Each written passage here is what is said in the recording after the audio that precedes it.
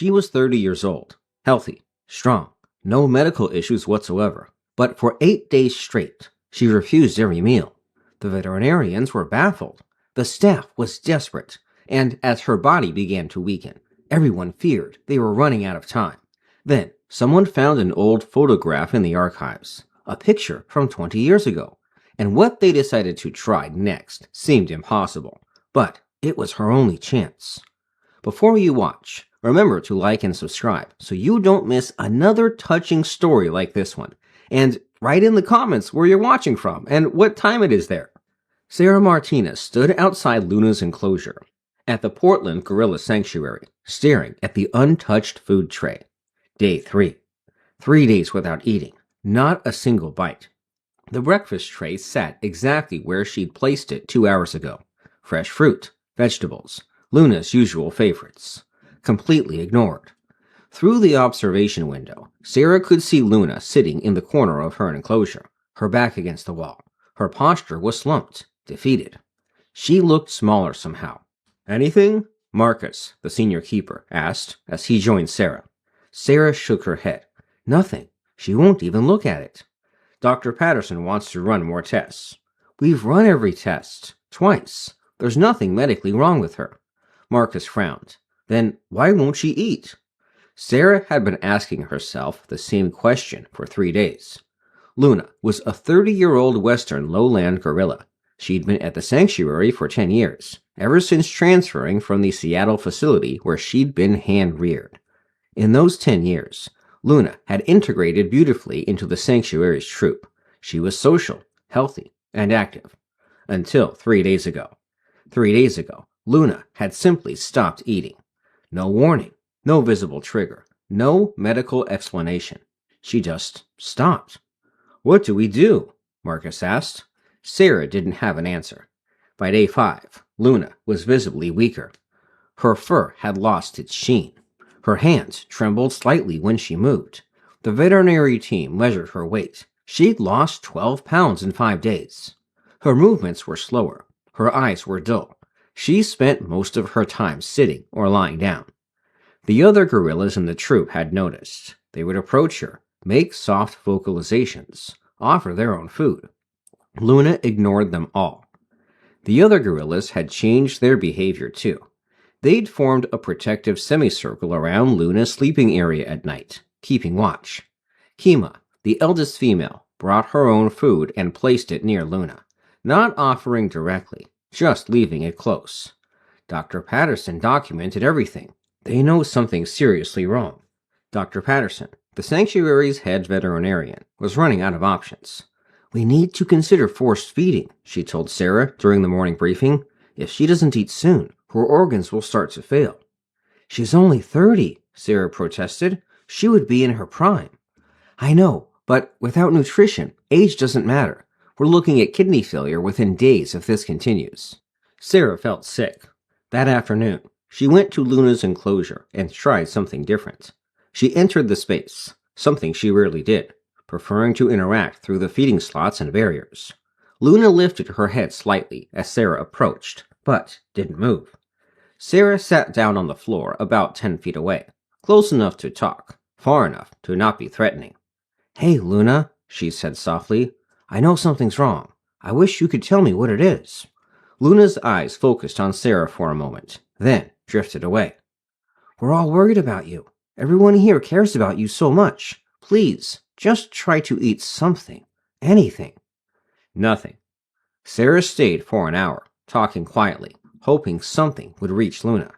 But when she left, the food tray was still untouched. Day 6 arrived with growing desperation. The staff had tried everything. Different foods, different feeding times, enrichment activities. Nothing worked. Luna was fading.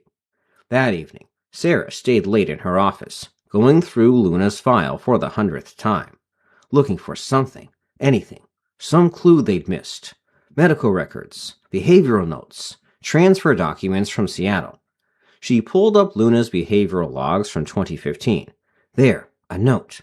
Luna depressed after transfer, refuses enrichment, spends hours facing Seattle direction. Seattle, where David was. More entries. Luna vocalizes specific pattern when distressed, never heard from other gorillas. The same vocalization Luna was making now, 10 years later. Sarah's hands were shaking. And then she found it. A photograph, tucked into the back of Luna's original intake file from 20 years ago. The photo showed a much younger Luna, maybe 10 years old, sitting beside a man in keeper's uniform. They were both looking at the camera. Luna's hand was resting on the man's shoulder. Sarah flipped the photo over. Written on the back in faded ink, Luna and David, 2005. David. Sarah's heart began to race.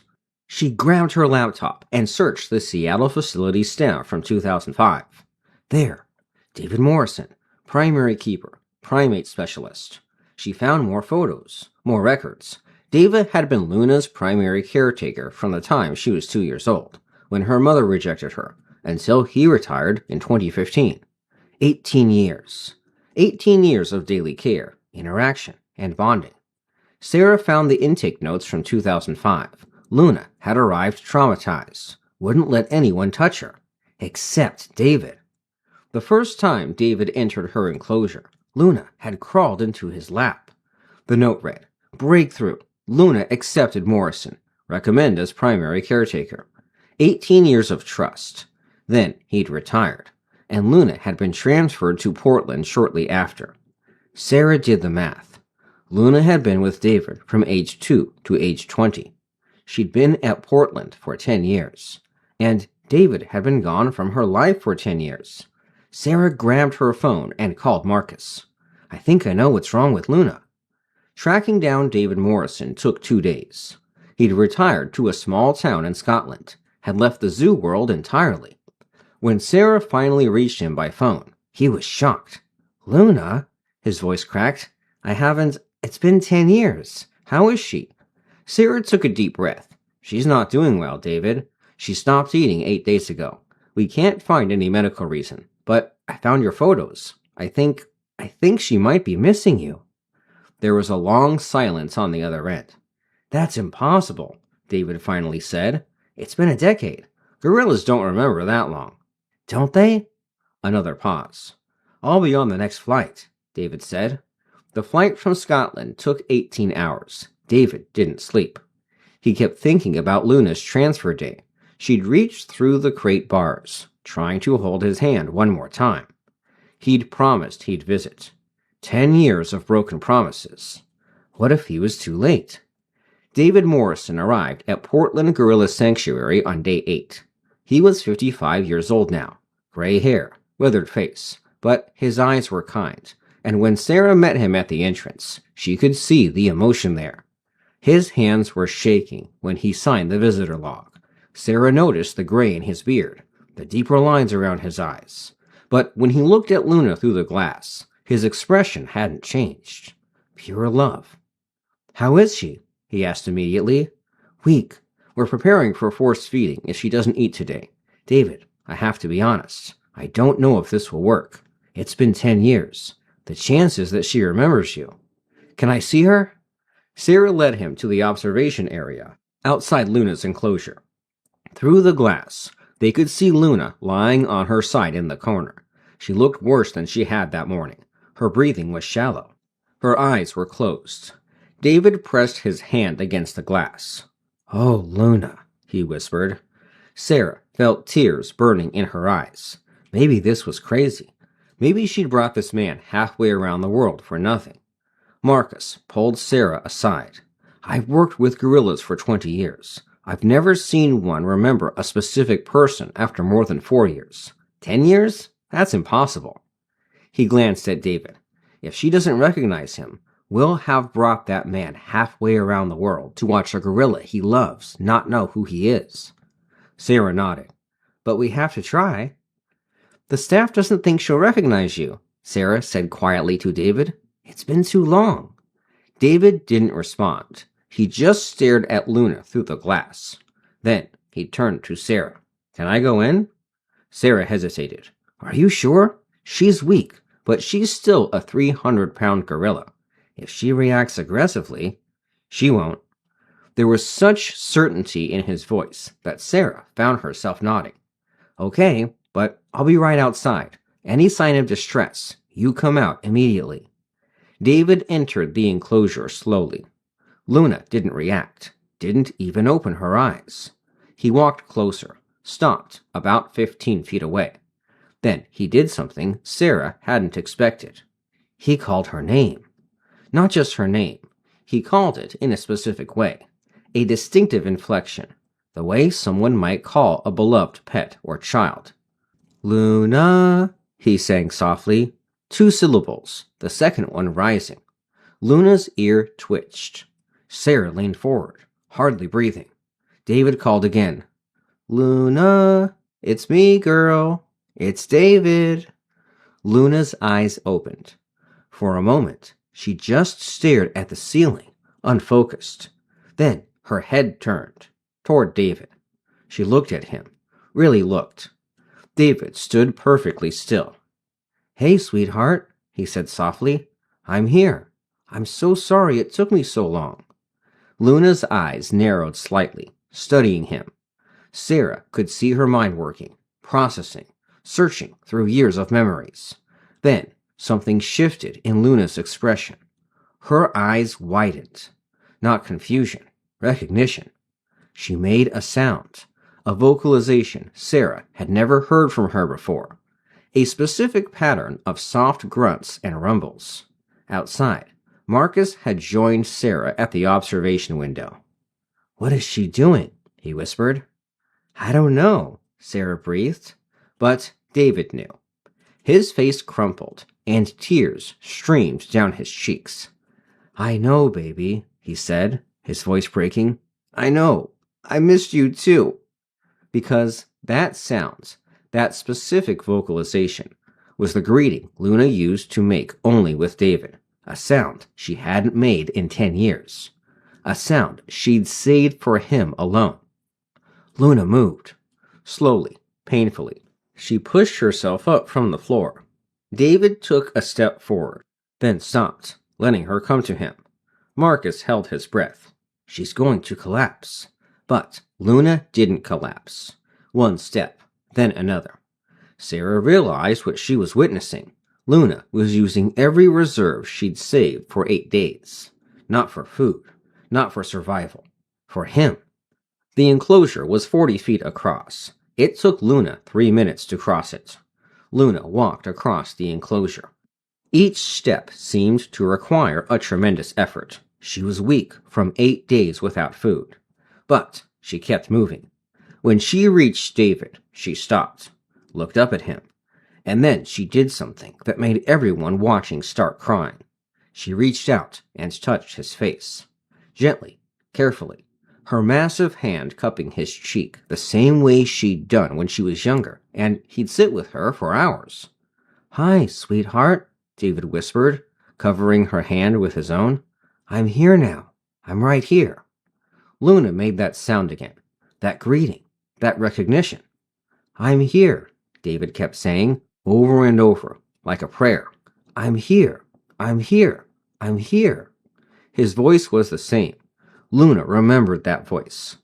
Then she pressed her forehead against David's chest, and David wrapped his arms around her. They stayed like that for a long time. Through the observation glass, Sarah noticed something. The other gorillas had gathered at the far side of the enclosure, all of them, watching. Kima, the eldest female, made a soft vocalization, a sound of approval. The younger gorillas stayed quiet, respectful, as if the entire troop understood what was happening. An hour later, David offered Luna something she hadn't seen in years. Papaya, her favorite as a juvenile. Luna looked at the fruit, then at David. Then she took it and ate. The first bite was slow, deliberate, but then she took another, and another. Outside the glass, Sarah was sobbing. Her first food in 8 days. David stayed 2 weeks, and Luna ate, gained back her strength. But he couldn't stay forever. On his last day, Sarah had an idea. What if we set up video calls? They tested it that afternoon, set up a monitor in Luna's enclosure. At first, Luna stared at the screen, confused. David called through the speakers. Luna? Luna's head tilted. She looked around, searching for him. He called again. I'm here, sweetheart. Luna approached slowly, touched the screen where his face was, then sat down and watched for 20 minutes. When David's face appeared on screen, Luna approached immediately, touched it, made that greeting sound. She stayed there the entire 20 minutes, watching him. 6 months later, Luna was thriving. And every Sunday at 2 p.m., the staff set up the monitor. Luna would wait by the screen, and David would appear. Sometimes she'd bring food to the screen and eat while he talked, as if they were sharing a meal together, the way they used to. Sarah realized what she'd witnessed wasn't just about memory, it was about love. Because 10 years apart hadn't erased what Luna felt for David, and one visit had been enough to remind her why living mattered. Did this story move you? If yes, write yes in the comments. If someone who raised you moved far away 20 years ago, would you still remember them if they came back? Yes or no? Write your answer. Subscribe to the channel and leave a like. Thanks for listening. See you in the next video. Have a magnificent day.